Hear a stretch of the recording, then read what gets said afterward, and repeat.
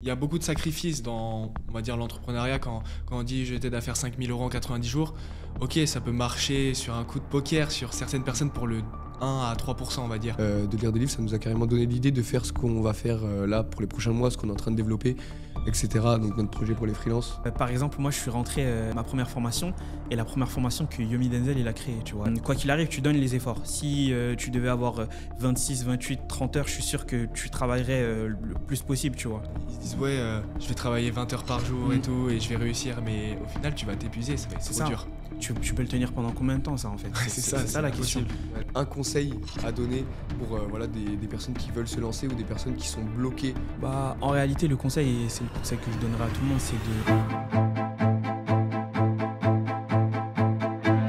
Salut les gars, on se retrouve pour une toute nouvelle vidéo, donc un tout nouveau podcast avec un nouvel invité. Donc voilà, je vous présente Jeril. Salut.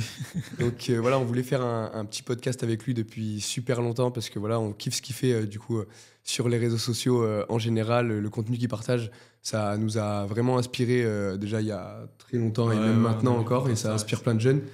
Donc voilà, on voulait tourner un petit podcast avec lui pour avoir un échange assez authentique, vraiment tranquille.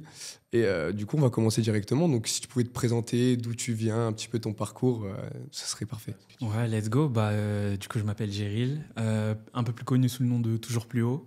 Je suis créateur de contenu sur Instagram, TikTok, YouTube, dans le domaine du dev perso. Je suis coach aussi un peu à côté. Et en fait, le parcours était un peu... Je pense qu'il ressemblait un peu à beaucoup de parcours de jeunes. Mais j'ai commencé du coup en étant plutôt bien en cours. Je pensais que c'était ce que j'allais faire de ma vie, devenir avocat en droit international et tout, etc. J'étais super à l'aise.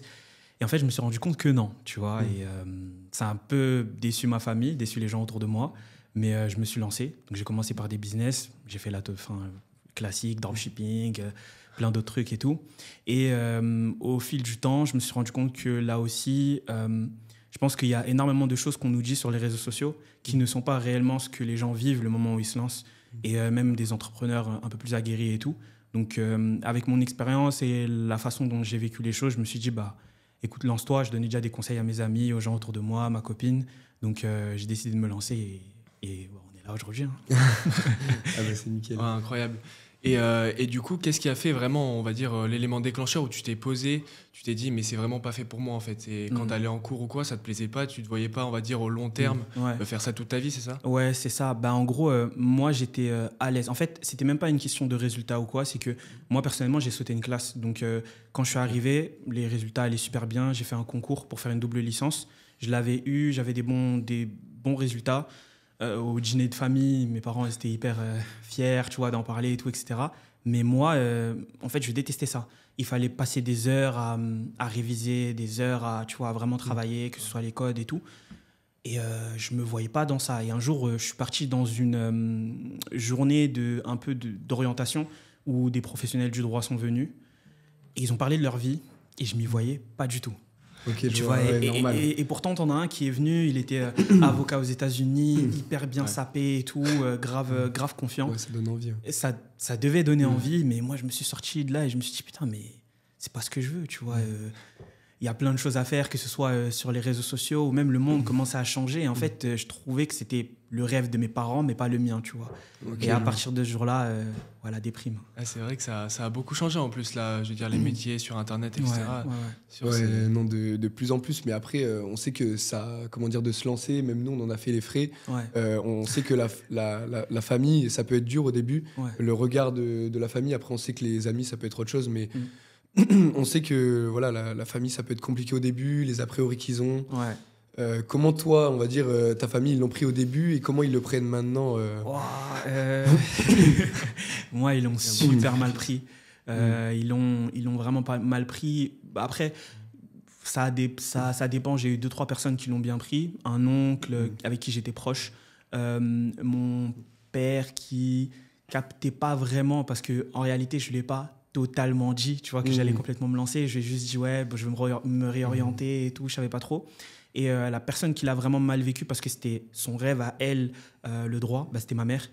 Et j'ai une très forte relation avec elle. Du coup, ça a vraiment détérioré notre relation. Et après, tout le reste, j'ai une grande famille, du coup, des cousins, des tantes, mes grands-parents et tout, etc. Ils l'ont super mal pris. Et donc, ça a été assez compliqué à vivre. J'ai eu des remarques pas forcément simples. Et même le regard des gens, tu vois.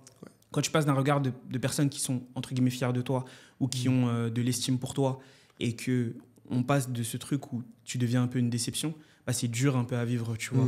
Donc, je sais que ça peut être compliqué là-dessus. Nous, pardon. Nous, on va dire ça. Nous aussi, on en a fait les frais. On sait que c'est compliqué, même personnellement. Genre, tu te sens pas bien. Vraiment, t'es en mode, mais est-ce que au final, je recommencerai pas les cours? Est-ce qu'au final, j'ai fait l'erreur? Parce que, en soi, des amis qui te disent ça, ça peut être compliqué, c'est des amis proches, mais la famille, surtout, là, tu disais, du coup, ta maman, on va dire ta famille proche. Donc, c'est sûr que c'est compliqué personnellement. C'est compliqué. Hein. En plus, nous, on arrive trop en question, quoi. J'arrivais même pas à parler à mon père, moi. C'est Mathias qui a pris les initiatives. Parce que, en gros, mon père, à chaque fois, il me disait quoi faire, etc. Il me guidait, on va dire, dans mon parcours professionnel. Il m'a dit, fais graphiste. Je me suis formé dans le graphisme. Et il m'a dit, fais électricien. J'ai fait un bac pro électricité. Et du coup, de lui dire que j'arrête tout le bac pro électricité, alors qu'il avait peut-être des projets pour nous deux. Même lui, dans la vente, il voulait l'intégrer, parce qu'il a une entreprise, il voulait l'intégrer dans l'entreprise. Donc, c'était vraiment compliqué pour lui. Même là, il nous fait encore un petit peu des petites réflexions, comme quoi il veut nous intégrer dans cette entreprise. Et c'est dur, franchement, c'est dur. Je peux comprendre. En soi, on comprend, parce que tu vois, c'est des parents, c'est même une famille, donc ils ont envie que tu réussisses bien. Et en soi, on peut dire que les études, ça peut être la sécurité, du coup, pour eux, en fait. Mais le problème, c'est que, on va dire, cette génération-là, elle n'arrive pas à comprendre que sur les réseaux, ça peut marcher, qu'on peut réussir sur les réseaux sociaux maintenant. C'est ça. Peut-être que, il y a tous ces a priori de cette génération qui n'a pas trop connu, qui n'a pas trop, on va dire, grandi avec les réseaux, qui se dit, tout ce qu'il y a sur les réseaux, c'est de l'arnaque. Tout ce que tu fais, tout ce que tu vends, tout ce que tu vas vendre ou autre, tout ce que tu vas partager, en fait, c'est pourri. Et c'est pas ouf. Donc, on sait que... Tu vois, des réflexions comme ça, nous, on en a eu aussi. Et on sait que ça peut... les trucs comme ça, on s'est fait avoir par les gourous d'Internet. Ça, c'était les réflexions vraiment classiques. Mais le truc, c'est que d'un côté, je sais pas ce que t'en penses, mais nous, en vrai, la famille, on peut pas leur en vouloir de, on va dire, faire ces réflexions au début parce qu'ils veulent notre bien en soi. Donc, on sait que c'est compliqué pour eux de nous, on va dire, de se lancer un peu dans l'inconnu pour ces personnes-là qui connaissent pas grand-chose. Donc, je sais pas ce que t'en penses, mais moi, je sais que quand je serai plus grand, c'est sûr que si, par exemple, il y a quelque chose que je connais pas et que mon fils ou ma fille fait quelque chose que je connais pas, on va dire qu'on ne connaîtra pas notre réaction. Voilà. Donc, je sais pas ce que t'en penses là-dessus. Je suis d'accord. En vrai, je pense que l'important, c'est de comprendre que les gens, ils te voient sous leur spectre à eux. Et en fait, quelqu'un qui te veut du bien, il veut que tu ailles dans un endroit où il est sûr que tu vas être bien, tu vois. Et donc, du coup, c'est un peu l'inconnu, Internet, les réseaux sociaux et tout. Et même, ils ont été élevés dans un monde où quelqu'un qui réussit, c'est quelqu'un qui a une super bonne carrière, une bonne retraite, qui gagne bien sa vie, sa maison, son appart. Le chemin classique. Le chemin hyper classique, tu vois. Et donc, du coup, forcément, tu veux le bien pour les gens qui sont autour de toi, tu veux qu'ils aillent dans le bon sens. Moi, je pense que par contre, tu vois, c'est énormément une question de personnalité parce que moi, comment je me vois personnellement, il y a encore des choses aujourd'hui où juste entre, moi j'ai 24 ans et on va dire votre génération ou même les gens qui sont un peu plus jeunes que nous, genre 17-18 ans, il y a, je ne vais pas dire un fossé, mais il y a plein de nouvelles choses qui arrivent, tu vois. Et je trouve que plus on avance, plus les choses avancent. Si tu restes un peu comme un vieux con à te dire mais je comprends pas, je connais pas, du coup je rejette, mais c'est un problème parce que tu vas t'empêcher d'avancer en fait. Le monde va tellement vite que tu es obligé d'avoir l'esprit ouvert. Tu vois. C'est ça. Après, je sais pas forcément comment on sera dans peut-être 30 ans, peut-être qu'on sera comme nos parents ils sont là avec peut-être une nouvelle chose qu'on connaîtra pas. C'est sûr. Et le truc c'est que en fait, moi je pense personnellement qu'on peut s'ouvrir l'esprit, mais au bout d'un certain âge, des fois, tu peux avoir, on va dire, l'esprit un peu plus fermé sur certains sujets, ou peut-être, du coup, tu devrais l'ouvrir parce que, en fait, c'est en train d'exploser, peut-être que ça explosera, peut-être ton fils ou ta fille diront, ça marche, donc je vais essayer de faire ça, je vais me lancer là-dedans, et nous, on va dire, qu'est-ce que tu fais, genre, ça va jamais marcher, ou, tu vois, peut-être comme nos parents nous ont dit là, ou comme notre famille nous ont dit là, en fait, pour les réseaux sociaux actuellement, parce que on sait qu'il y a aussi plein de personnes qui se lancent petit à petit, on le voit, parce que même quand nous on s'est lancé en août, on s'est lancé. C'est là que tu remarques qu'il y a plein de gens en fait. C'est ça. On dirait pas comme ça, on dirait vraiment pas comme ça, mais c'est là tu remarques qu'en fait il y a même dans ta niche. Au début tu te dis je vais me lancer là-dedans, il va pas y avoir énormément de monde. En plus, ce que je fais, ça va pas, on va dire, énormément être repris. Alors qu'au final, tu te renseignes un peu, je te jure. Je sais pas si dans ta niche, toi, t'as vu ça. C'est abusé en vrai. Toutes les promesses, même sur Internet, là, ça s'est répandu, mais à une vitesse. Mais c'est dingue, c'est vraiment. Que ce soit les coachs comme. Que ce soit Antoine Blanco ou même Yomi Denzel. Après, Yomi Denzel, lui, c'est à part parce que lui, c'est dropshipping, donc ça n'a rien à voir avec le coaching. Mais niveau coaching, je t'aide en 90 jours, c'est vraiment répandu. Ça, on en a parlé dans l'ancien podcast, on en a parlé, on disait, mais franchement, genre, ça, c'est vraiment horrible parce que du coup, je pense que c'est des personnes qui sont mentorées par d'autres personnes, on va dire, et qui leur apprennent des choses qui sont peut-être dépassées ou peut-être, voilà, on va dire des formations qui datent de peut-être 2023, 2022, où voilà, tu donnes une promesse et directement tu penses que les gens, du coup, ils vont s'abonner à toi parce que c'est clair ce que tu vends. Mais le truc, c'est que maintenant, en fait, je trouve qu'il n'y a plus beaucoup de monde qui s'intéresse à ça, à cette promesse-là. Je trouve que c'est beaucoup trop agressif. Exact. Et que maintenant, les personnes, voilà. Derrière, il y a un mensonge qui se cache derrière les 5 000 €. Très, très souvent. Par exemple, quand tu regardes les contrats des personnes, ça soit sur, je sais pas, des fois tu regardes dans les opt-in, ils font des opt-in, il y a leur contrat. Et c'est genre, il faut envoyer, je sais pas, 1200 messages, faire 150 appels de closing. Et genre, c'est aberrant et c'est impossible en fait d'être remboursé. Mais vraiment, c'est impossible. C'est un truc de fou. Et les mecs, ils te lâcheront pas si t'as genre enregistré tous les appels, si t'as toutes les preuves. Et ça, je trouve ça ingrat après. Je pense pas qu'il y ait tout le monde qui le pratique, mais la plupart du temps, il y en a qui peuvent réussir, tu vois. Mais le problème, c'est qu'il y a une partie infime vraiment de toutes les personnes qui mettent en avant leur social proof sur Internet. C'est ça. En fait, c'est vraiment un pourcentage qui est vraiment tout petit de personnes qui, voilà, peut-être qu'ils avaient de l'expérience avant. On ne sait pas s'ils avaient de l'expérience dans le coaching avant, qui se sont fait coacher, du coup, ils ont explosé directement. Mais en général, nous, on dit ça parce qu'on s'était pas mal renseigné, du coup. Pour prendre, on va dire, ces formations-là pendant un temps. On en a pris une. On en a pris une même pour se former, pour se lancer aussi, parce qu'on savait pas trop par quoi démarrer. Et le truc, c'est que même quand tu démarres de zéro, on a fait l'erreur de, je sais pas si c'est une erreur, parce qu'en soi, peut-être qu'on serait jamais arrivé là où on en est aujourd'hui, mais on a fait l'erreur de croire à toutes ces promesses-là. Et du coup, c'est pour ça qu'on en parle aussi aujourd'hui. De se dire, bah voilà, faut plus se faire avoir. Et je pense que les gens, là, c'est en train de changer, parce que je pense que les gens, ils sont en train de switcher, à se dire, bah voilà, moi, je m'attache plus à une promesse et plus à quelque chose, plus à, on va dire, à la personne. Je m'attache à son contenu. Je sais pas si toi, tu le vois avec ta communauté, etc. Grave. Mais ils s'attachent à un contenu, après, ils s'attachent à la personne. Et en fait, juste naturellement, s'ils voient que tu es authentique, voilà, on va dire t'es naturel, t'es toi-même, et ben ils vont forcément te faire confiance. En fait. C'est ça, exactement. Donc, je sais pas si toi, t'as ton avis là-dessus. Si en plus je pense que t'as une communauté qui est assez engagée, donc je pense que.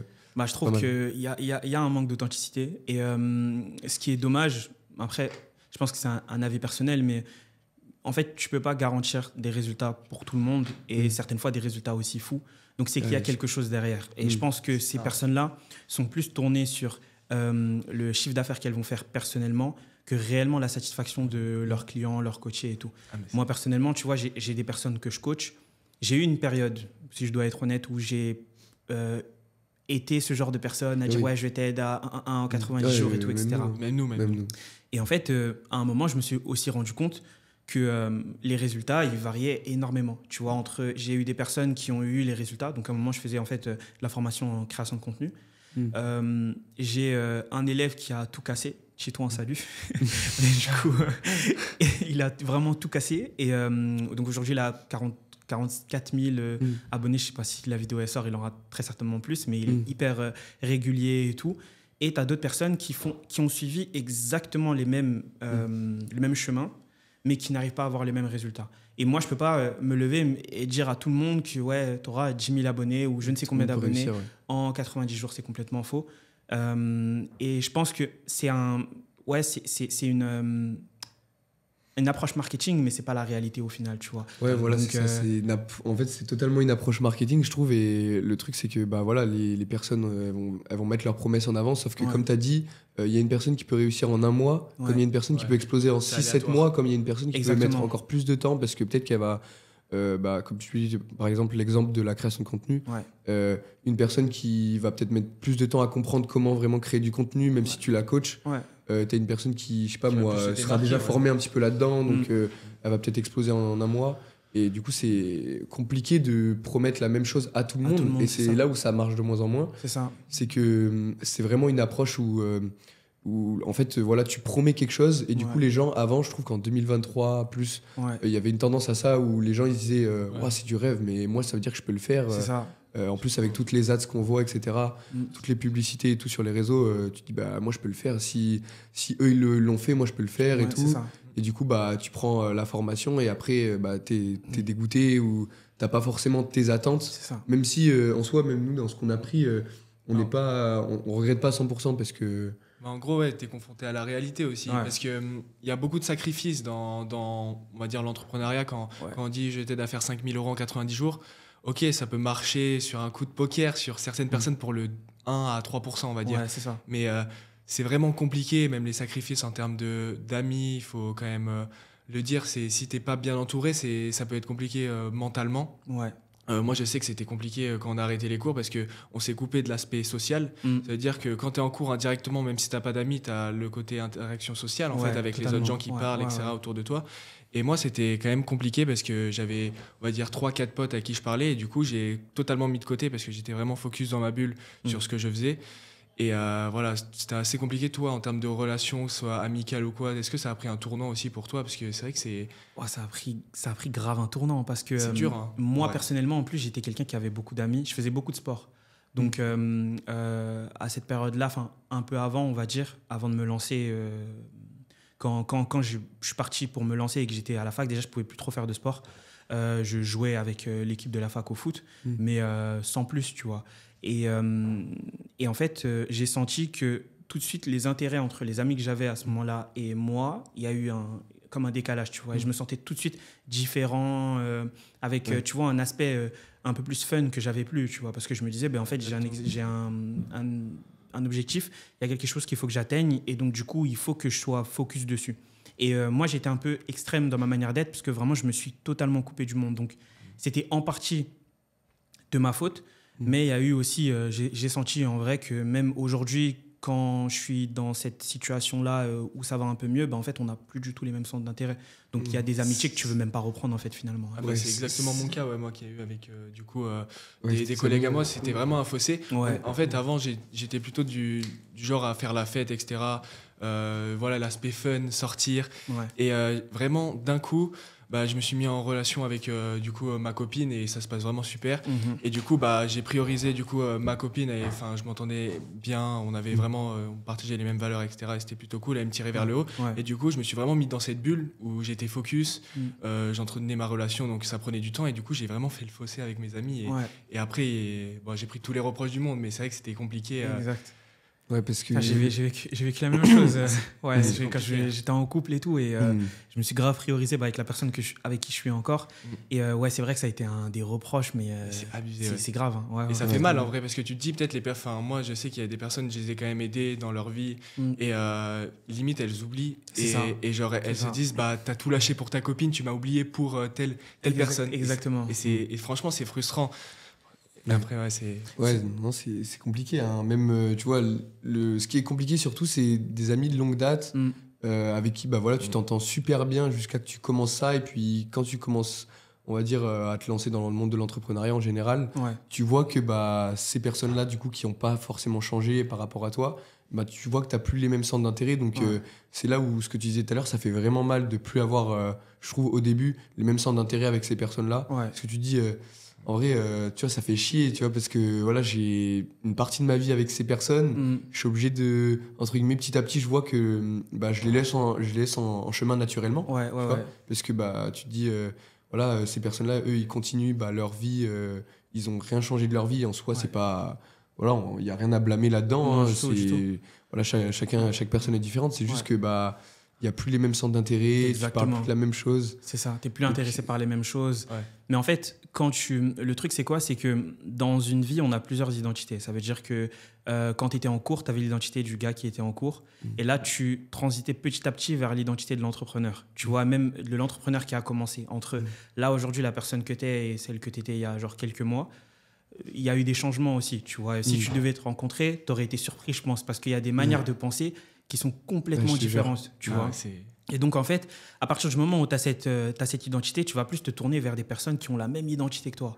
Donc, forcément, il va y avoir un fossé entre ces gens-là, pas parce que exactement t'es meilleur qu'eux ou quoi, mais juste parce qu'en fait, vous n'avez pas du tout les mêmes centres d'intérêt, vous n'avez pas la même identité.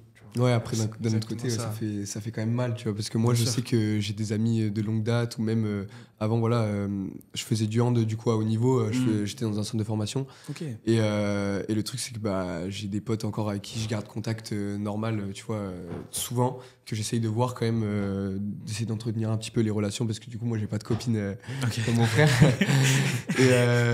et du coup, voilà, j'essaye d'entretenir mes relations amicales, et je sais que c'est de plus en plus dur, on va dire, parce que vu que déjà, quand on les voit surtout, et vu que eux, on va dire, ils connaissent pas trop le monde de l'entrepreneuriat en général, ils savent pas que, perso, voilà, il faut travailler aussi un peu tous les jours. Il faut essayer d'entretenir son travail un petit peu. Même le week-end. Il y a pas vraiment le week-end. Et du coup, moi, quand je descends des week-ends, c'est compliqué de se dire il faut que je me mette au boulot, mais devant ces personnes-là, peut-être qu'ils comprendront pas, peut-être que j'ai peur, tu vois, de me faire juger, de me dire voilà, qu'est-ce qu'il fait, il sort son Mac alors que genre on est tous ensemble, tu vois. Ouais, bien sûr. Alors, donc c'était super délicat. Après, je dis pas, voilà, c'est des personnes en or, et même des rencontres que j'ai fait, même grâce au sport en général. C'est pour ça que j'ai rencontré mes meilleurs amis. Voilà, c'est souvent les plus belles rencontres. Vraiment. Mais le truc, c'est que le plus dur, c'est de s'en séparer petit à petit. C'est que tu vois que tu t'en sépares pas directement, mais petit à petit, ça s'éloigne un peu. Et ça, franchement, moi, ça me rendait un peu nostalgique, un peu triste. Il y a plusieurs émotions qui traversent. Se mélangent un peu. En plus, après, vas-y. Parce qu'en gros, pardon. En plus de ça, c'est que tu as le temps de penser à plein de choses vu qu'on travaille tout le temps, tout seul. Et du coup, tu es là dans ton studio de 8h à 19h et tu as le temps de penser à plein de trucs, vu que tu es tout le temps limite avec toi-même, vu que nous, on est deux, mais je veux dire, tu es quand même tout seul. Et du coup, des fois, des gens, ils disent ouais, mais tu travailles 100% sur ton projet, c'est facile ou autre, mais mentalement, c'est dur de travailler tout seul. Je pense que c'est vraiment pas simple. T'es au four et au moulin. Mais c'est vraiment dur. Mais mon conseil, parce que je sais qu'il y a énormément de personnes qui ont comment je peux dire ça, qui te conseilleront de genre complètement coupé avec ces amis-là et tout. Moi, je pense pas que si vraiment c'est des amitiés qui te tiennent à cœur, je pense pas que ce serait ce que tu devrais faire, tu vois. L'idée, c'est genre le moment où tu bosses, et le moment où tu es avec eux, tu es vraiment avec eux. Quitte à ce que ça dure pas vraiment longtemps, que tu leur dises, écoute, je sais pas, on se voit 2 heures à un moment et tout. Mais en fait, à ce moment-là, tu es vraiment avec eux, tu sors pas le Mac, tu n'es pas jugé du coup. Et en fait, ça te permet aussi d'avoir une autre perspective sur la vie, parce qu'on peut finalement rentrer dans ce truc-là où on devient entre guillemets trop entrepreneur, mais entre grandes guillemets. En fait, tu finis par être obsédé et t'as plus de recul sur ton business. Des fois, moi, je vais rencontrer par exemple par exemple, on sort avec ma copine, on va rencontrer d'autres amis qu'on avait avant, ou des gens un peu, des connaissances et tout. Et juste le fait d'être sorti, ça a duré une soirée, on est parti au restaurant, je reviens et j'ai l'impression de m'être vidé la tête, et c'est beaucoup plus facile de revenir sur les scripts, sur le travail, sur peu importe. Mais ça fait du bien aussi, il faut que ça soit assez court. C'est ça. C'est dur de sortir de la bulle en vrai. C'est c'est dur. Après, de se remettre dedans une fois que même de prendre des grosses vacances où tu vois, tu prends un gros week-end, 3-4 jours, où tu fais plus, on va dire, tu fais pas grand chose, tu vois, où juste tu te vides la tête. C'est compliqué de repartir après. Et d'un autre côté, même quand tu profites, je sais pas toi si ça t'a déjà fait ça, tu vois, mais tu profites et d'un côté tu regrettes un peu parce que tu te dis, punaise, mais je pourrais avancer sur plein de trucs, au final je le fais pas, alors qu'en vrai tu travailles déjà beaucoup, tu vois. C'est ça. Mais du coup t'en veux encore plus à chaque fois. C'est ça. Et du coup il y a cette partie où à chaque fois tu regrettes un peu de profiter un peu trop longtemps quand tu prends des vacances. Je sais que nous on n'a pas encore vraiment pris une semaine pour se poser. Vraiment, je pense que ça va arriver peut-être cet été, tu vois, où on va prendre du recul, on va se reposer tranquille. Mais le problème, c'est que même si on prenait 3-4 jours, même quand je descendais 3-4 jours voir mes potes, je me disais, putain, genre vraiment, 3-4 jours, ça fait beaucoup. J'aurais pu travailler vraiment beaucoup. Et c'est compliqué. Mais moi, ça fait 3-4 ans que j'ai pas pris de vraies vacances. Genre à part un petit week-end ici et là et tout. Et ça, bah forcément, tu vois, en plus, tu es en couple, tu sais ce que c'est, tu vois, forcément, faut entretenir. Il faut entretenir. Faut prendre du temps et tout. Et des fois, c'est frustrant même pour ta... Enfin, ça impacte aussi des fois ta productivité. Même moi, j'y pense. Des fois, quand par exemple, il y a une embrouille, il y a quelque chose ou quoi, ça peut impacter, mais vraiment ta productivité, en fait, tu y penses, tu as le truc en tête et tu te dis, ah ouais... c'est chaud, surtout que c'est une personne quand même importante. C'est ça. Et c'est vrai que c'est compliqué sur cet aspect, surtout pour le travail en vrai. Ouais, mais ce qui est bien aussi, tu vois, c'est que c'est comme on va dire un cadeau empoisonné, parce que d'un côté, oui, c'est compliqué de le gérer au niveau de ta productivité, mais des fois, ça te ramène aussi à ce qu'est la vie, tu vois, parce qu'il y a autre chose réellement que la bulle entrepreneuriale, que le projet.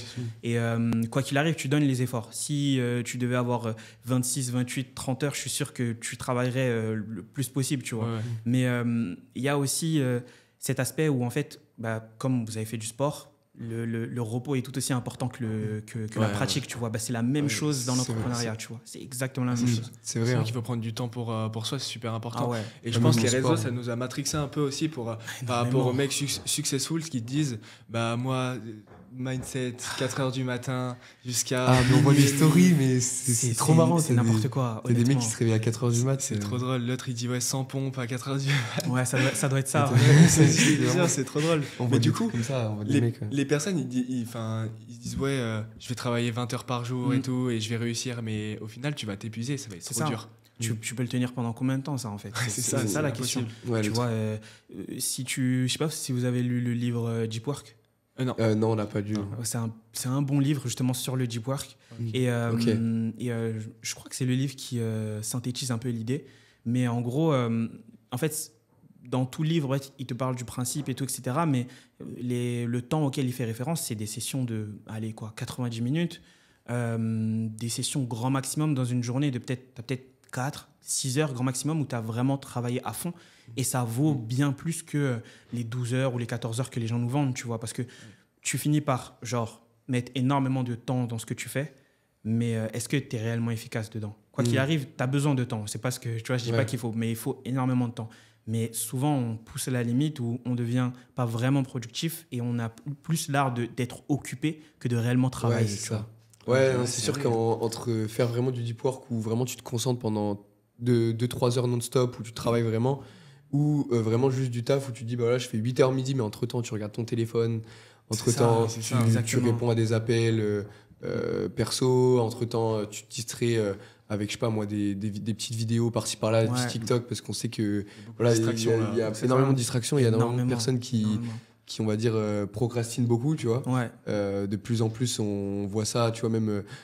que ce soit des personnes qui veulent se lancer aussi, parce que voilà, tout à l'heure on parlait des personnes qui vendent du rêve un peu, qui disent vendent du rêve, qui disent voilà, l'entrepreneuriat c'est super dur, faut travailler limite 24/24, vraiment c'est abusé, et du coup ça peut faire peur aux gens de se dire voilà, putain moi je veux me lancer, c'est compliqué si on me dit faut que je travaille tous les jours pour réussir, tu vois. Bah tu vois, des fois vaut mieux ça, je trouve. Des fois en fait, je trouve qu'il faut de tout, parce que tu as certaines personnes, si tu leur fais pas peur, ils vont pas travailler. Tu vois, et tu as aussi ce parallèle où ils ont l'impression que des gens, on a donné plein d'exemples, mais des personnes pour qui ça fonctionne, c'est venu un peu comme ça. Tu vois, aujourd'hui, on a des vidéos courtes. Tu regardes, par exemple, les petits vlogs sur Insta de Antoine Blanco. Tu vas avoir l'impression que sa vie, elle est trop bien. Tu vois, genre, il se lève, il fait du surf, il va ici, il va à gauche, il va à droite. Mais en réalité, ça demande quand même énormément de travail en termes d'intensité. Pas forcément même en termes de temps, tu vois, mais en termes d'intensité, ça demande énormément de temps. Et je pense que tu as raison, parce que aussi, il y a certaines personnes qui, en fait, comme tu as dit, il y a besoin de tout, parce qu'il y a certaines personnes qui ont besoin de, on va dire, un peu limite d'un coup de pied au cul, ou vraiment, ils ont besoin de se bouger et de leur faire rendre compte que voilà, c'est pas comme ça non plus. Et ça, c'est la dure réalité où même nous, quand on nous a vendu la promesse, on s'est dit, on va pas travailler hyper longtemps, on va y arriver à faire 5K par mois. Si lui y arrive, s'il y a tant de personnes qui arrivent, pourquoi moi j'y arriverai pas? Et là où elle est la dure réalité, c'est que tu te dis, putain, faut, en fait, déjà qu'en plus tu pars de vraiment zéro connaissance, faut que je bosse mais à fond. Après, voilà, faut vraiment faire, comme tu as dit, du deep work où vraiment tu concentres. Et ça, nous aussi, ça a été une grosse problématique au début. C'était dur. Quand tu es un peu comme tous les jeunes qui procrastinent, Tu es sur ton tel, tu scrolles TikTok 3 heures par jour. En plus, nous, on avait les cours aussi. Donc, que des personnes qui font pas comme nous, en fait. T'en avais quelques-unes, mais bon, là, on va dire, c'est vraiment une partie, un pourcentage qui est vraiment infime, vraiment.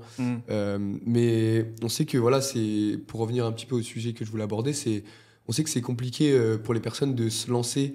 On sait qu'ils ont énormément de croyances limitantes, surtout au début. Et en plus, voilà, même si en soi, c'est bien de montrer la dure réalité de l'entrepreneuriat, on sait que ça peut faire peur. Donc, en vrai, toi, comment on va dire, t'aurais des solutions pour ces personnes-là qui, on va dire, hésitent à se lancer, ces personnes qui se sentent pas légitimes, on peut parler du syndrome de l'imposteur, etc.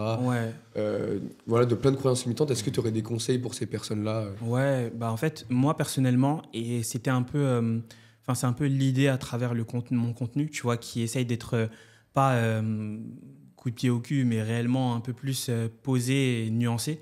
Moi, je suis partisan, tu vois, du 1%. Ça veut dire que quand tu veux te lancer, le problème qui te donne l'impression qu'en fait, tu ne vas pas y arriver, c'est que tu regardes des gens qui sont au niveau 100. Alors que toi, tu es peut-être au niveau moins 10 parce qu'avant même d'arriver au niveau 0, il faut déconstruire plein de choses. On a été élevé dans une autre société, en tout cas dans une autre manière de réfléchir. Et la majorité des gens réfléchissent encore de cette manière-là. Donc, tu ne peux pas te lever et avoir l'impression qu'en très peu de temps, tu vas réussir à atteindre des sommets incroyables. C'est peut-être possible, mais partons du principe que non. Donc, l'idée, c'est au départ de prendre peut-être l'entrepreneuriat presque comme un side hustle. Ça veut dire que c'est une petite activité, de la même manière où tu peux apprendre peut-être un instrument ou apprendre à faire un sport. Tu ne vas pas te lever et te dire « je vais être boxeur professionnel dans 2 mois ». Si c'est ton objectif, tu vois. Si c'est ton objectif, tu le vois sur des années, tu vois, sur une carrière. Donc, si on prend l'entrepreneuriat de cette manière-là, en fait, au départ, petit à petit, l'identité a plus de facilité à entrer en nous, en réalité, et ça devient des habitudes. J'ai l'habitude de travailler 1 heure par jour.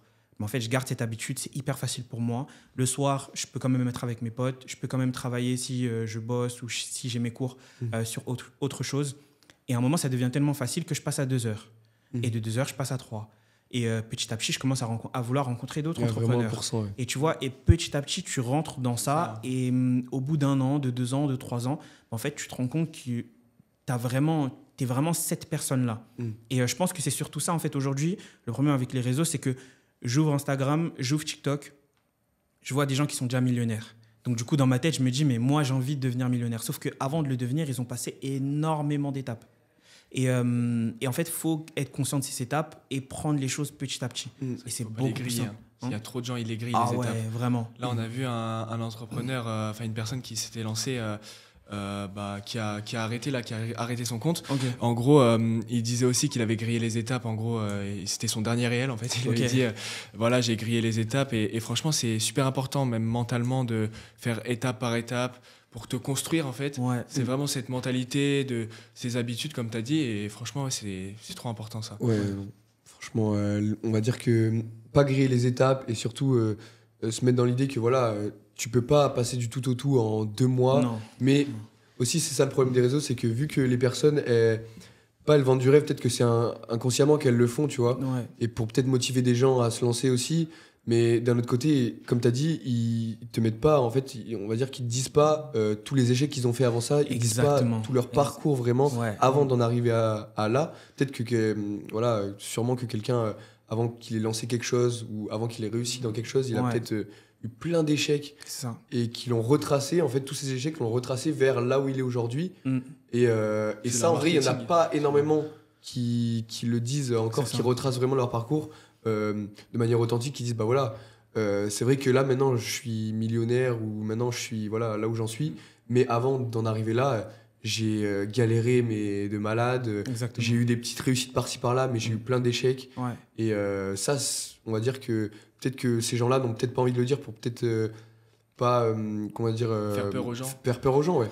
En fait, je sais pas si c'est faire peur aux gens ou si c'est leur image, parce que forcément, tu veux montrer que les beaux côtés. Sur les réseaux sociaux, tu vois, les gens, ils se montrent pas... En tout cas, la plupart des gens ne se montrent pas en train de pleurer et d'être dans des moments difficiles. Ils vont te montrer le moment où ils sont en vacances, où ils sont, tu vois, même dans leur Insta personnel. Donc, du coup, je pense qu'il y a plein de personnes aussi qui prennent leur compte pro de cette manière-là. Ils vont te montrer... Tu vois, la vie, c'est des podcasts, des trucs de fou. Où, tu vois, ils vont te montrer une autre vie où tu vas avoir l'impression que ça, c'est ce qu'ils vivent 90% du temps. Alors que peut-être que la vidéo qu'ils ont pris a duré quoi, 30 secondes, 1 minute. Et en réalité, c'est vraiment 1 minute dans leur vie avec plein d'échecs, plein de galères, plein de trucs où ils vont te dire, ou sinon, en fait, c'est beaucoup plus vendeur de venir et de dire, par exemple, j'ai réussi à atteindre ça en seulement 90 jours. Mais c'est moins vendeur de dire, écoute, j'ai mis 4 ans à tester énormément de choses. Et au bout des 4 ans, j'ai trouvé quelque chose qui m'a fait arriver à réussir ça en 90 jours. Mais en fait, si tu les regardes, tu vas dire, mais en fait, ça fait 4 ans que tu essayes. Tu vois, et tout de suite, c'est moins... c'est pour leur marketing, en fait. C'est pour exactement, vendre. c'est ça. Ça, le problème, c'est que, comme on avait dit sur le dernier podcast, il y a trop de gens qui essayent de vendre pour vendre, et sans voir, on va dire, les difficultés, sans faire de la prévention sur le mental qu'il faut avoir. Et je trouve ça dommage, ça déshumanise un peu le côté entrepreneurial. Exactement. Enfin, c'est ça le gros problème aujourd'hui. Même quand les gens ils envoient des messages de prospection, on en parlait aussi dans le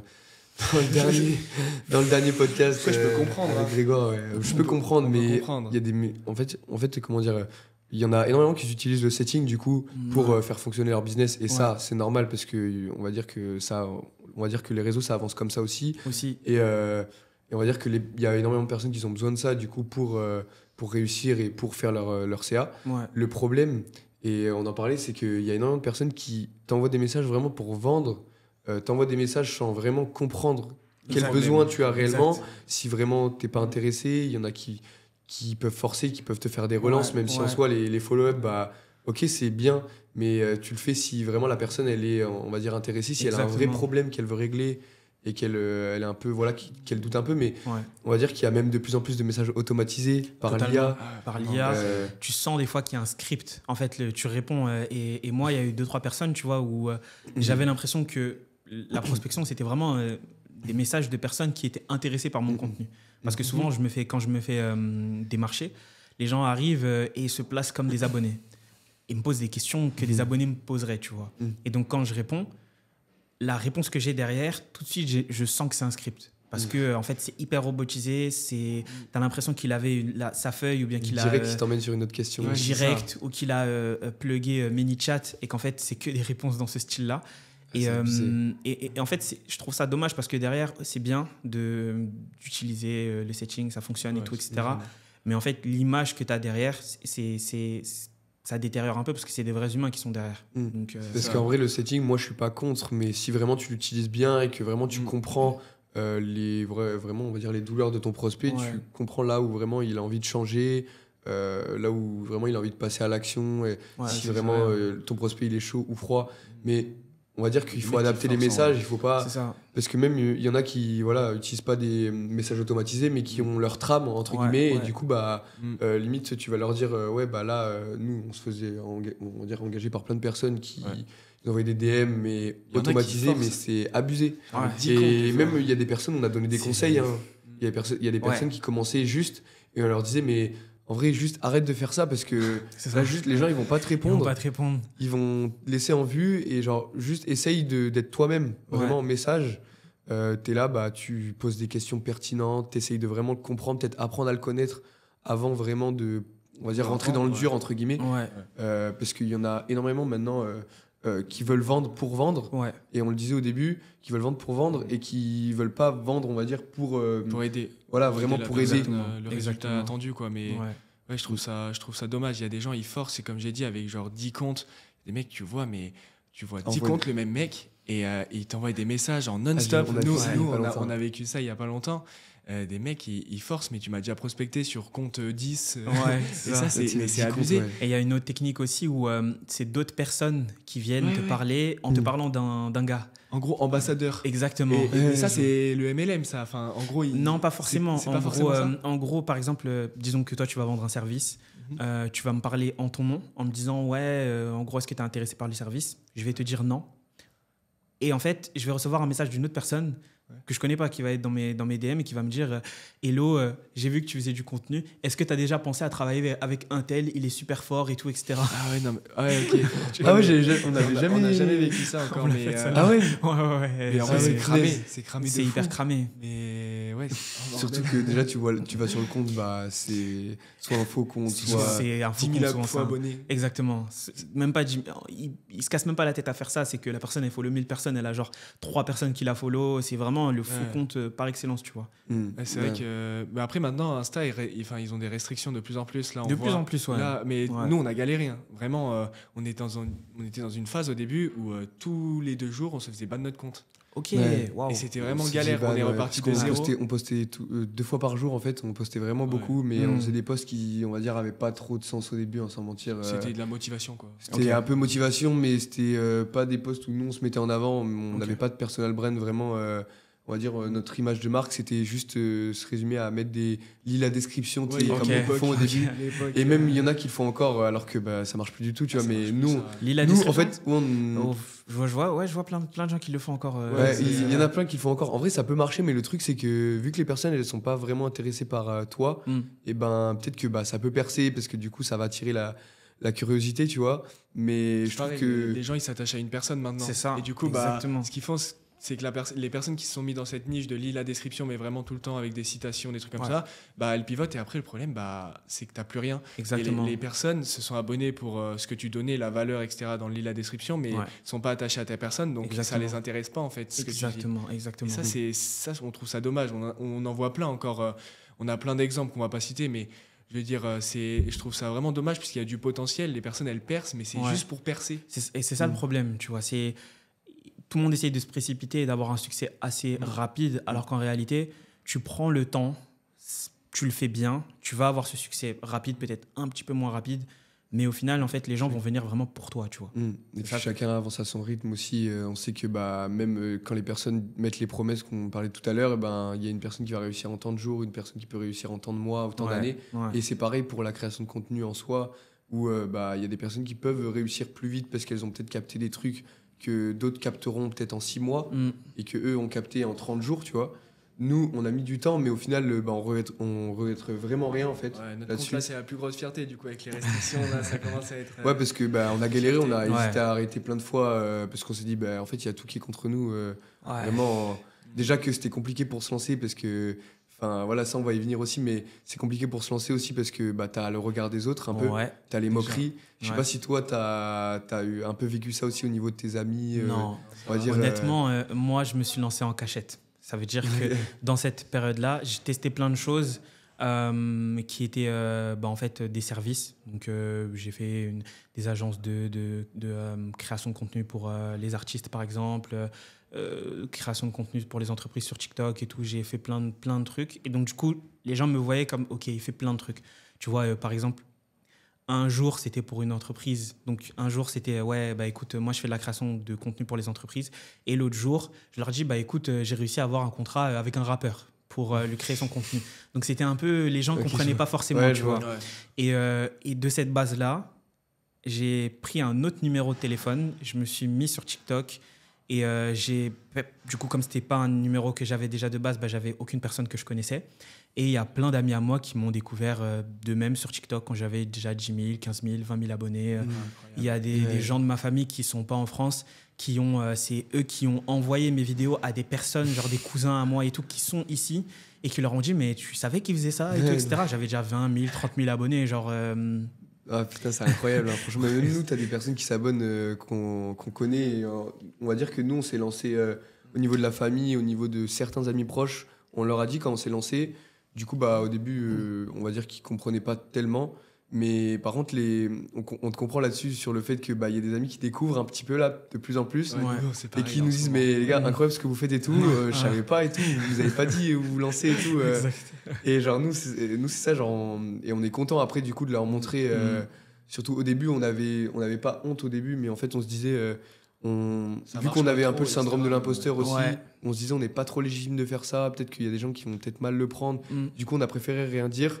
Et puis maintenant avec que ce soit la création de contenu qu'on fait, ce qu'on partage, que ce soit nous-mêmes, vraiment chill, authenticité et tout, tranquille, du coup ça le fait. Non franchement là-dessus c'est incroyable. Et aussi je voulais rebondir sur un sujet parce que tout à l'heure tu parlais de livres du coup. Et on voulait savoir un petit peu du coup toi, parce que voilà, je sais que Deep Work du coup t'avais bien aimé ce livre, mais est-ce que t'as d'autres livres à conseiller ou d'autres livres qui t'ont vraiment marqué? Parce que je pense que Je sais pas si t'es quelqu'un qui aime lire et tout, parce que nous, on aime lire. En fait, moi, les livres, ça a énormément joué dans mon évolution personnelle. Il y a eu 2 ans d'affilée, j'avais lu 52 livres, un livre par semaine, avant de créer du contenu. Je me tuais aux livres. Donc, j'ai pas forcément, tu vois, un livre à conseiller en tant que tel, juste comme ça. C'est vraiment selon les domaines. Si j'ai lu un livre, j'aurais un livre à conseiller, tu vois. Je sais pas si tu vois ce que je veux dire.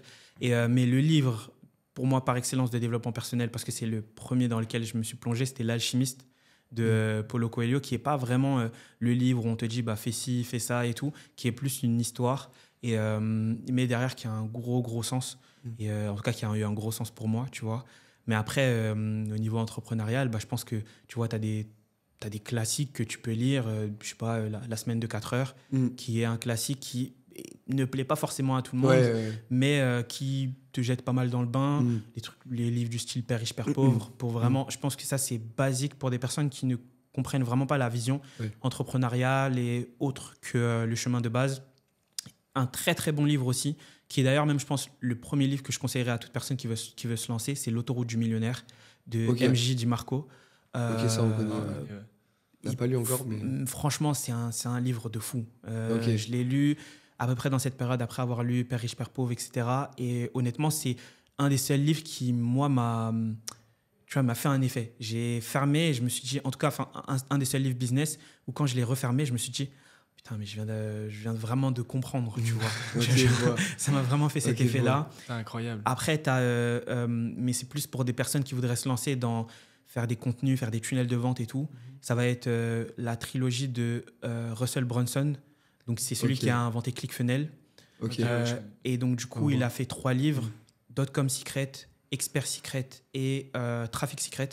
Et en gros, ça t'apprend en fait, de A à Z, comment tu peux créer ton personal branding ou ton branding pour une entreprise que tu veux lancer sur les réseaux sociaux. Donc, ça va t'apprendre à créer un lead magnet. Donc, aussi, du coup, derrière tout le tunnel de vente qui va amener à la vente, ça t'apprend aussi tous ces tunnels-là avec du setting et tout, etc. Il y a des tunnels dessus. C'est le premier d'ailleurs, en tout cas, c'est un des premiers à en avoir parlé. Et ça, honnêtement, encore aujourd'hui, moi, les tunnels qui marchent le mieux sont des trucs que j'ai tirés de ces livres-là. Ah, ok. Incroyable. Ok, nous, on ne connaissait pas forcément. On notera aussi. Même ceux qui regardent. Même sur Insta, je vous les enverrai comme ça. On pourra les mettre dans la description. C'est vrai que c'est trop important. Les livres, nous, on était en train de se former pour les livres. De base, nous, on voulait lire, par exemple, c'était pareil, c'était un livre par semaine. On s'était dit, on avait acheté une bibliothèque, le truc. Vraiment, on a acheté vraiment beaucoup de livres. On avait investi et on s'est dit, c'est trop important. Même, ça t'apprend plein de choses personnellement. Et t'es en apprentissage continu. C'est ça ce qui est super important. D'être, on va dire, chaque jour meilleur, comme on dit. Exactement. Et ça, c'est super important de faire un petit pas à chaque fois, d'apprendre quelque chose. Et même aspect technique, c'est vrai qu'on a lu pas mal de livres. Ça t'apprend plein de trucs, franchement. Parce qu'on sait que sur YouTube, par exemple, si tu peux regarder des vidéos où tu peux te former, mais tu peux vite te perdre. Tu peux vite être distrait aussi. Et tu peux vite te perdre parce que tu vas regarder une vidéo qu'on t'a conseillé, mais au final, tu te rends compte que c'est pas forcément... Pas toutes les infos. T'as pas toutes les infos. Alors que si c'est un livre qu'on te conseille, tu as le temps de lire la description du livre avant de le prendre. Tu as le temps de regarder un petit peu si vraiment il est fait pour toi ou pas. Et même en soi, le contenu dans les livres et tout. Puis même. Super important de le noter aussi. Je sais pas si. Nous, on faisait quoi ? On faisait un espèce de Notion. Et on a tous les livres avec tous les éléments importants techniques qu'on notait. Super, ça. Et ça nous a aidé vraiment dans plein de trucs. Ça nous a aidé pour même notre email marketing. Plein de trucs. Moi, personnellement, je fais des mind maps. Sur Miro, les choses comme ça. Non, je les fais à la main. À la main, directement. Parce qu'en fait, quand tu écris, tu mémorises plus vite. Du coup, c'était un truc que j'avais gardé de la fac et que je continue à faire un peu moins aujourd'hui parce que en fait, t'emmagasines tellement d'informations en lisant énormément qu'à un certain moment, ça finit par être une forme de procrastination. Donc, il faut baisser un peu le rythme.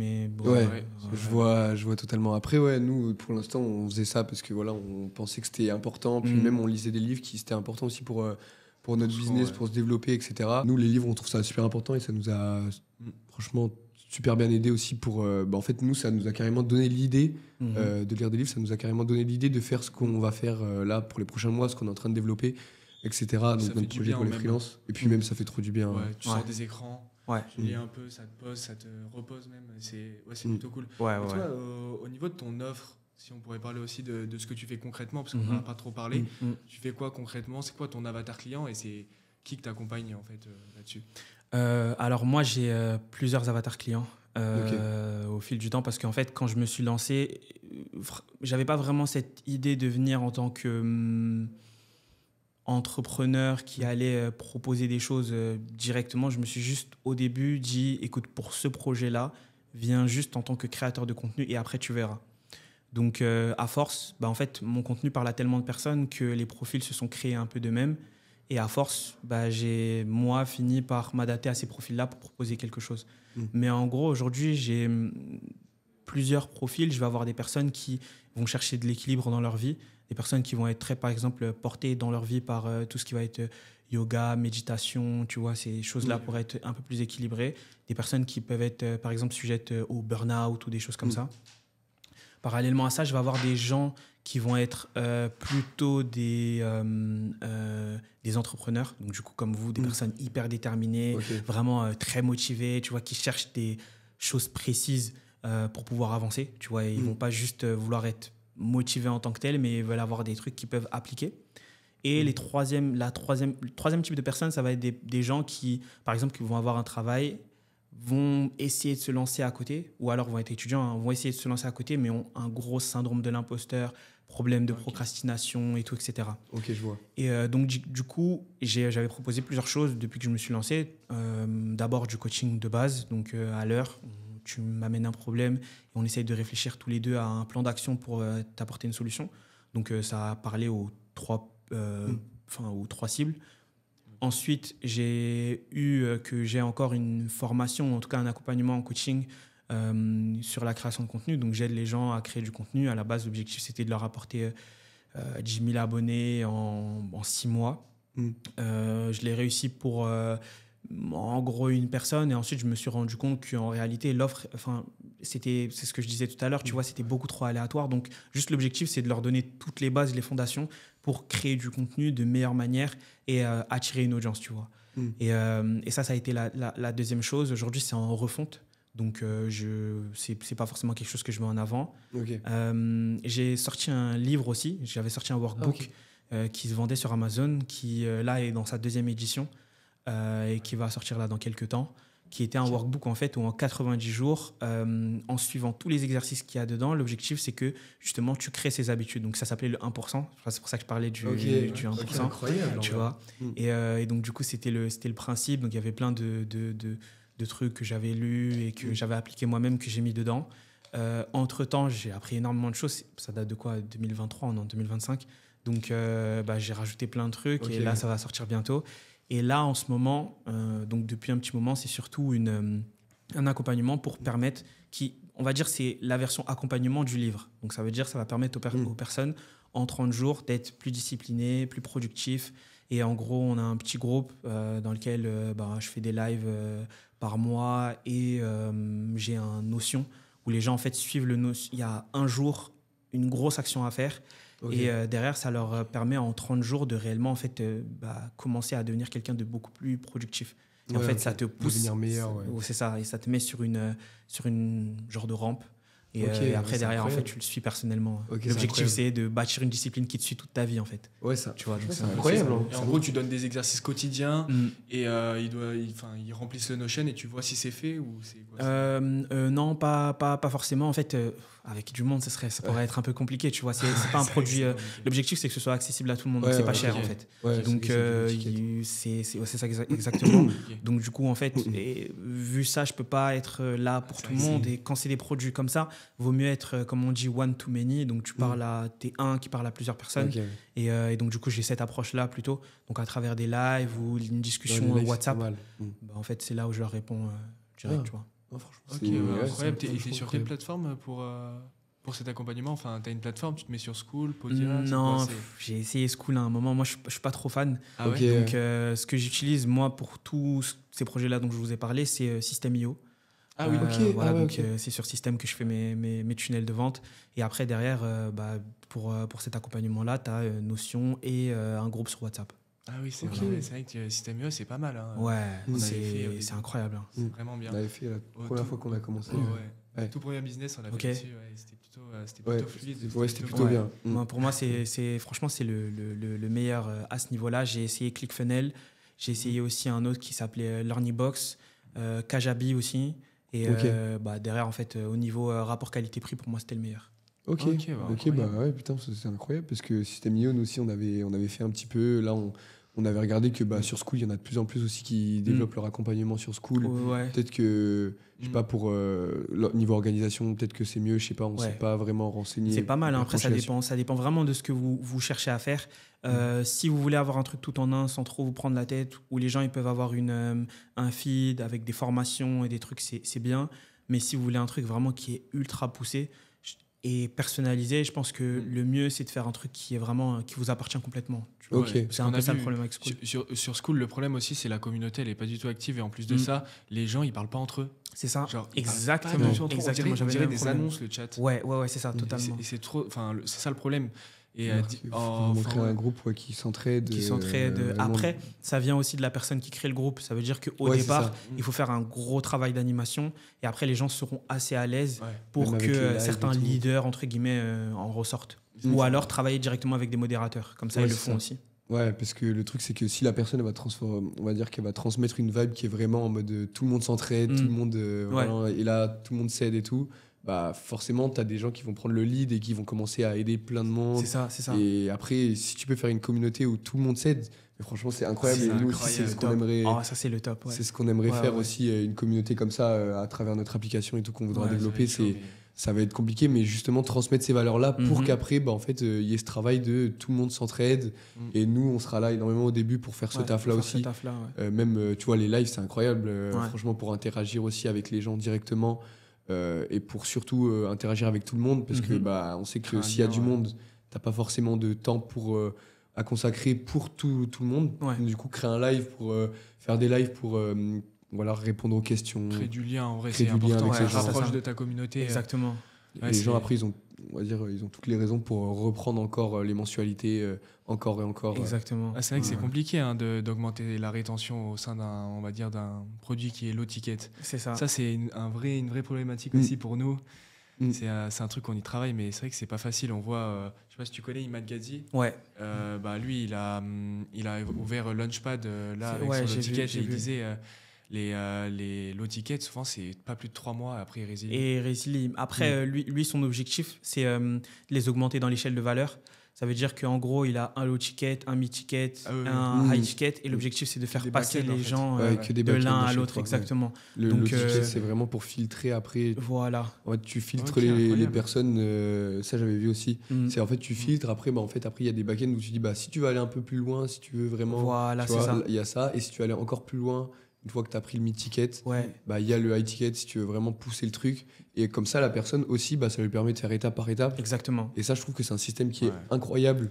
Où le low-ticket, c'est vraiment accessible pour tous. Donc c'est là où tu peux voir vraiment tes capacités, si tu as envie de faire ça. Si tu as envie de pousser le truc plus loin après, tu te dis, c'est fait pour moi, vas-y. Exactement. Let's go, tu vois. Mais je trouve que aussi ça s'adapte à chacun des niveaux parce que des fois, tu n'as même pas besoin forcément d'en faire la pub. Le simple fait de, par exemple, avoir le Launchpad, tu as des gens qui vont lancer leur agence grâce à ça, qui vont avoir leurs premiers résultats et qui vont se dire, mais là, maintenant, j'ai des problématiques de personnes qui ont ses premiers clients, j'ai besoin d'autre chose. En fait, il a autre chose. Ça coûte plus cher, mais du coup, ça t'aide à régler ton problème. Et la logique voudrait que un débutant commence là, lance sa première agence et ses premiers résultats. Grâce à ça, il paye le deuxième niveau. Et ensuite, à ce moment-là, il explose. Et ensuite, il rentre dans son truc mastermind privé pour des personnes qui font 100 000, etc. Bref, voilà. Mais ouais, c'est un peu ça. C'est comme Mathis Clouet, par exemple. Lui, je sais pas si tu connais Mathis Clouet. Ouais, je vois qui c'est. Lui, par exemple, il donne tout sur YouTube. C'est comme, on va dire, le low ticket, sauf que lui, il donne gratuit. Ouais. Après, il a son school où tu te formes, où c'est plus structuré, gratuit. Ouais. Et après, c'est pareil, il répond à une problématique. Tu fais tes premiers revenus grâce à son YouTube. Et après, tu vas dans son accompagnement pour qu'il... on va dire exactement. Non, mais tous ces principes-là sont dans la trilogie de Russell Brunson, justement. L'échelle de valeur, quel produit mettre avant lequel, comment définir ta cible, ce dont a besoin ta cible, qu'est-ce qu'elle cherche à fuir ta cible et ce vers quoi elle va et tout. Et tu as tout ça dans les 3 livres. C'est incroyable. Ils sont trop à l'avance. Même les Américains et tout ça, ils sont trop à l'avance, je trouve. C'est Ils ont incroyable. des stratégies, mais c'est incroyable. C'est dingue, franchement. Niveau ils ont vraiment la après- culture du business. Après, je trouve qu'en France, on l'a de plus en plus, on va dire. On est ouvert Ça, de plus en plus. on va dire, Ouais. on est ouvert de plus en plus, même si c'est toujours en compliqué. retard. En vrai, C'est vrai. on sera toujours, je pense, un peu en retard. par Toujours, rapport, toujours. Vraiment, C'est impossible. ça, je pense qu'on n'y arrivera, Ouais. on n'y arrivera jamais. Et en soi, tu vois, c'est, on va dire, un peu logique, tu vois. Mm. Mais je trouve qu'on s'ouvre un peu plus d'esprit. Et je C'est pense ça. que nous, on est optimistes là-dessus, au niveau des Français, Ouais. niveau du business en ligne en début, c'était général chaud, aussi. hein. Il y avait beaucoup de. C'était chaud au début, quand même. Les Français, enfin, ils étaient quand même fermés, je trouve, au Ah, départ. vraiment. Ouais, Tu disais moi, je me réseaux suis- sociaux, tu disais scam direct. Ouais, direct. Ouais. Moi, je me suis lancé quand j'ai commencé à vraiment me lancer, c'était en 2019, mais ça ressemble pas à 2025. Genre, Ouais, dans les vraiment, mentalités, c'est. En plus, toi, tu as vu évoluer tout le truc. Genre, c'est Exactement, incroyable parce que nous, on exactement. arrive là, on arrive en 2024. Donc, vraiment, on n'a pas encore vu l'évolution. Mais Ouais. toi, je pense que tu as vu le truc passer du tout au tout. En mode, Exactement. les gens, ils passent de genre, ouais, c'est du scam, c'est du C'est scam, ça, c'est du c'est scam. À, en fait, là, alors peut-être, tu vois, on va s'ouvrir d'esprit. Exactement. Par exemple, moi, je suis rentré. Ma première formation est la première formation que Yomi Denzel il a créée, tu vois. Et entre-temps, il a eu le temps d'en créer, je crois, 4, 5 versions. Et il n'était pas du tout à ce niveau-là. Hein. Je te montre ses vidéos, il était, je crois, dans sa chambre d'étudiant, il avait un tableau blanc derrière et en fait, il faisait ses vidéos dessus et tout, etc. Et le niveau qu'il a pris entre tout ce temps-là est insane. Et en fait, ça montre justement l'évolution que le marché a pris globalement sur la vision de l'entrepreneuriat et donc du coup les résultats, les stratégies, le nombre de personnes maintenant qui se mettent en avant et tout, c'est Ouais, non, C'est vrai que c'est tout le monde, incroyable. beaucoup de gens veulent être, j'allais dire tout le monde veut être entrepreneur, mais en tout cas beaucoup de personnes le veulent. Après, il y a une vraie problématique, je trouve, c'est que beaucoup de gens veulent être entrepreneurs, mais facilement. Et du coup, C'est ça, ils se font exactement. avoir, mais ça, c'est abusé. Mais ça c'est depuis franchement c'est depuis la nuit des temps. Hein. Ouais, Honnêtement, justement je parlais de Moins en l'autoroute moins, du millionnaire. Il y a une histoire dedans, j'ai pas trop envie de vous spoiler, mais il y a une histoire dedans qui va vous raconter. Ok. Quand vous allez la regarder, vous allez vous dire mais en fait c'est ce qui se passe aujourd'hui, mais dans un autre temps. Ok, je vois. C'est On va le lire, on va vraiment le lire. Tu nous as hype le truc. ah ouais là. non franchement et moi j'ai On va bien l'acheter aimé. tout à l'heure. Là. Non mais ouais, vraiment ce truc vraiment de réussite facile entre guillemets. On sait que après je pense que de moins en moins de personnes l'assimilent et se font avoir là-dessus. Mais voilà, je voulais rebondir aussi sur un sujet qui est la notion de réussite. On sait que on va dire la notion de réussite c'est pas pareil pour tout le monde. Donc toi pour toi entre guillemets c'est quoi la notion vraiment de réussite vraiment quelle est pour toi en fait réussir pour toi ça veut dire quoi à ton échelle à toi parce qu'on sait que par rapport aux autres ça peut être avoir une famille à 27 ans être heureux avoir juste une libre, famille un juste, enfant être libre être expatrié je sais pas à Bali ou je sais pas où donc dis-moi un petit peu. Moi, j'ai une vision justement pas aussi micro, tu vois, pas aussi je veux que ça ressemble à ça, ça. Moi, pour moi, la réussite, c'est juste être en capacité de vivre la vie que tu veux vivre. Ça, pour moi, c'est la réussite. Ça veut dire que si demain, mon objectif, c'est de devenir le coach, le plus grand coach du monde, j'aurais réussi le jour où je serais devenu le plus grand coach du monde. Ouais, si j'ai juste envie d'avoir une petite vie où je suis à l'aise, en liberté, où j'ai de la liberté financière, je peux aller à gauche, à droite et faire ma vie. Si ma vie ressemble à ça, j'ai réussi. Je le vois plus comme ça. Et en fait, je pense que tout le monde devrait le voir comme ça, dans le sens où qu'est-ce que réellement, toi, tu veux faire? C'est ce qui importe le plus. Plus tu te rapproches de ça, plus tu as réussi réellement. Tu vois, tu as des personnes aujourd'hui qui sont employées, qui ont peut-être une vie qui, toi, te fait pas plaisir, mais c'est la vie qu'eux veulent vivre. Si ils devaient, en tout cas, être payés des millions, en fait, c'est toujours ce qu'ils feraient. Pour moi, ils ont réussi, ces personnes-là, tu vois. Et je le vois plus de cette façon-là. Peu importe, en fait, finalement, ce que tu fais à la fin, tant que tu vis ce que tu as envie de vivre, tu as réussi. Ouais, non, mais en vrai, c'est vraiment... En plus, c'est vraiment réel, parce que je trouve que y a des personnes, et même de notre entourage, voilà, tant qu'elles sont heureuses et que voilà, nous, ils nous disent, nous, notre vision, c'est moi, tant que je suis heureux dans ce que je fais, que voilà, j'ai assez pour vivre et tout, voilà, pour moi, j'ai réussi. Il y en a d'autres personnes, comme tu as dit, qui ont d'autres ambitions, mais on va dire à l'échelle de chacun, tu vois.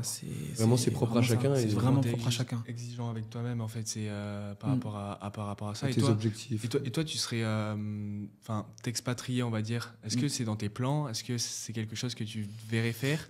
Parce qu'on sait qu'il y en a énormément, en fait. On sait que, tu vois, il y en a énormément qui s'expatrient parce que c'est dur. Sensible, ça, mais... c'est dur. Ouais, mais en soi, c'est dur. Honnêtement, moi, je suis quelqu'un qui kiffe voyager. mais je suis attaché à la France. Genre, Moi. vraiment, genre, j'ai eu l'occasion déjà de voyager. La nourriture, c'est pas pareil. Genre, mais vraiment, genre, largement, même ne serait-ce que des fois, la mentalité, il y a des trucs qui te saoulent en France, la manière dont les gens réfléchissent ou quoi.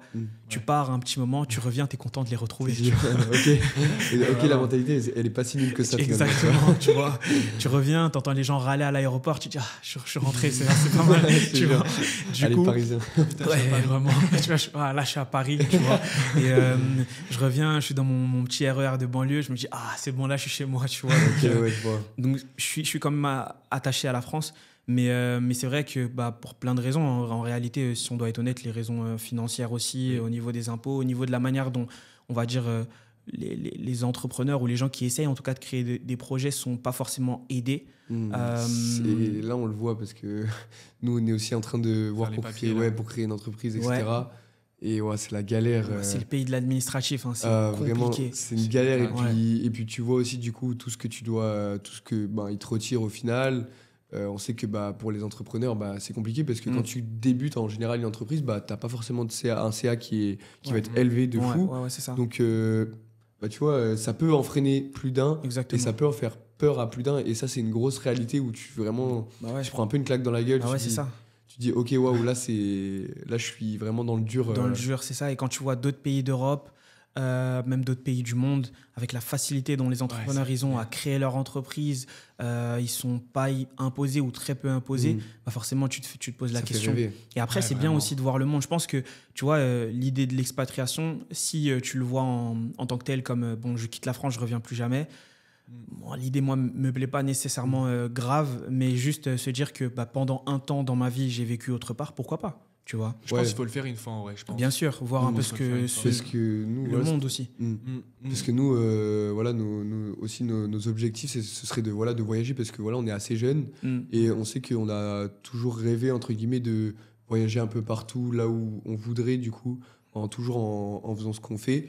Et ça, c'est vraiment un objectif. Et de se dire, au moins, vu que là, pour moi, c'est la bonne période où tu te dis, de mes 20 à mes 25 ans, j'ai voyagé dans tel pays, dans tel pays. Et j'ai un peu fait des détours partout. Je suis après... je dis pas, peut-être dans tous les cas, vu qu'il y a notre famille, moi je suis très attaché à la France, et vu qu'il y a notre famille, mes amis, c'est ça. Dans tous les cas, tu reviens forcément. Mais si par exemple pendant 5 ans, tu as fait un peu le vagabond où tu es allé un peu partout, et qu'après, tu décides de te poser parce que vers 25-30 ans, tu as envie d'être plus posé dans ta vie, tu as envie d'être plus calme, détendu. Et la France, tu vois, tu reviens et là, au moins, tu auras fait ton expérience. Et c'est incroyable. Après, moi non plus, je suis pas très fan des personnes qui décident de partir, par exemple, je sais pas moi, je donne des exemples, Dubaï ou Bali ou d'autres pays et qui partent indéfiniment, entre guillemets. Là, moi, je décide de m'installer là-bas, mais je m'installe là-bas, mais pour toujours, tu vois. La personne à 40 ans, elle est encore là-bas. C'est là où, moi, je pense que j'aurais un peu plus de mal là-dessus. Parce que je suis quand même attaché à ma famille, à mes amis que j'ai ici, et à la France en général, parce que, j'aime bien, les monuments en France, j'aime bien on va dire la France, j'aime bien notre pays, donc c'est toujours important aussi de revenir, c'est comme pas oublier. Les gens qui partent indéfiniment, ils se font avoir par le piège de l'entrepreneuriat. En gros, ils se disent je cours après l'argent toute ma vie. C'est ça. Et ça, c'est un truc un engrenage. Dans un cercle vicieux. Après, t'en as réellement qui partent. Je pense que c'est selon les situations de chacun, parce que je pense que tu as des personnes qui partent vraiment parce qu'elles veulent partir, ou tu as des moments aussi, moi ça m'est arrivé pendant un petit moment, j'étais parti au Canada, et j'avais adoré, mais vraiment, et en fait quand je suis revenu, en fait je pensais à vouloir partir. À ce moment-là, j'étais en cours. Et j'étais au lycée à ce moment-là. Je faisais du foot à plutôt bon niveau. Quand je suis arrivé, j'avais un cousin à moi qui était à l'université de Montréal. On est parti, on a joué au foot, etc. Et j'avais rencontré un coach là-bas. Il m'avait dit, mais si tu peux venir, tu pourrais même jouer ici et tout, etc. Donc ça m'avait chauffé. Et quand je suis revenu et que j'ai repris mes esprits, je me suis dit, non, en fait, j'aime trop ici, en fait. Je crois que je préfère rester, en fait, finalement, tu vois. Vraiment. Mais ouais, non, c'est... Ouais, une fois que tu t'es posé, t'es dans ta période vraiment où t'as envie de voyager un peu partout, peut-être t'en as un peu marre, t'as envie de voir un petit peu d'autres choses aussi. Et ça, surtout quand t'es jeune, t'as envie de voyager, de découvrir. Et que, bah, voilà... c'est dur de reprendre le rythme. Hein. Après, quand tu pars dans un pays... tu découvres plein de nouvelles choses, en fait. T'es un peu dans l'excitation, etc. Et après, t'arrives, ça te casse tout. Ça te casse tout d'un coup. Découvrir de nouvelles cultures aussi, c'est incroyable. C'est dingue. Ouais, forcément. Mais c'est vrai que c'est plutôt pas mal. Ouais. Bon, là, je crois que ça fait pas mal de temps. Ça fait combien de temps hein? Ça fait 43. Bon, on va finir un petit peu là-dessus. Si juste... si on peut finir là-dessus, si tu avais juste une phrase à donner pour des personnes une phrase ou genre juste un conseil à donner juste pour des personnes qui veulent se lancer ou des personnes qui sont bloquées, qui se sont déjà lancées ou qui sont bloquées. Si tu avais un conseil, après on finira là-dessus. En réalité, le conseil, et c'est le conseil que je donnerai à tout le monde, c'est de s'écouter. On est pris par énormément de bruit autour de nous, énormément de distractions. C'est même dur du coup de devenir productif à cause de ça. Mais aujourd'hui, le plus important et ce qui va être du coup le plus compliqué, c'est de pouvoir prendre du recul et de réellement s'écouter.